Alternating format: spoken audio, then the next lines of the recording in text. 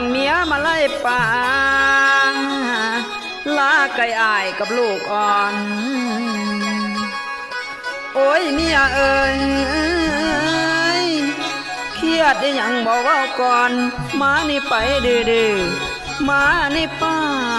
ดื้อๆสร้างคือบาปวงละเมอสติลอยปล่อยเกินย้อนเมียอุ่นมานี่ไกลน้องสั่งไปไล่ล่างหางตานอลาอายลาได้ยินเสียงบุตรตาห้องแอะแอะอยู่ในบ่อนโอ้ยเมียเอ้ยยามได้ยินลูกอ่อนทางอายให้คิดนำโอ้ยเดเมีย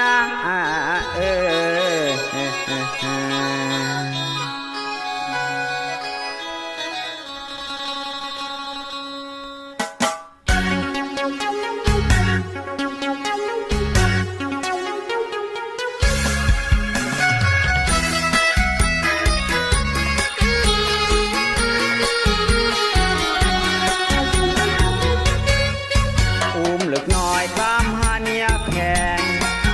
ลูกแดงเมียจากป้าเจ้าบ่ห่วงลืมผัวฮักน้องเป็นคนหลอกลวง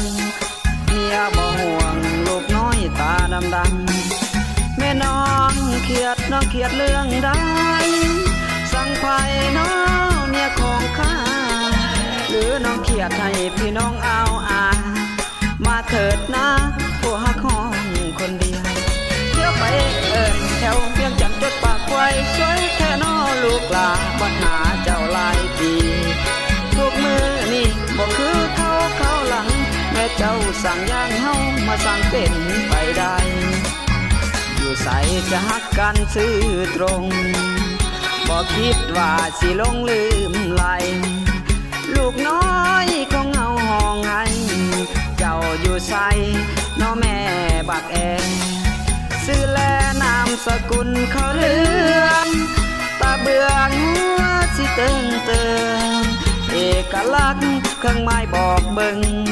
คอยขอเบิ่งถ้าผู้ใดเห็นแดดเมียของคอยบ่หวังไว้สิขึ้นง่ายลูกน้อยให้กลับมาแม่บักบัดเพิ่นเธอถูกนำให้นำหน้าวาสนาของตนถูกนำแต่เมียห่างไก่ขันดอกสองมองสามมองอายสะดุ้งลุกขึ้นภาวนายกมือขึ้นไปหาเทวดาช่วยลูกแม่นาให้เมียข้ากลับคืนควันยืนลูกของเมียข้ามาจากเคียงลูกซอยอายเมียบ่อยู่ผัวนี่ถูกใจลายลูกสามลูกชายผู้น้อยตาดำกำเฮาเคยมีบ้างก่อนสัตว์นี่มันจังย้อนแค่ใส่อยู่บ่เศร้าแรงและเศร้าลูกพยายามกันหากลับมาสร้างเมียแท้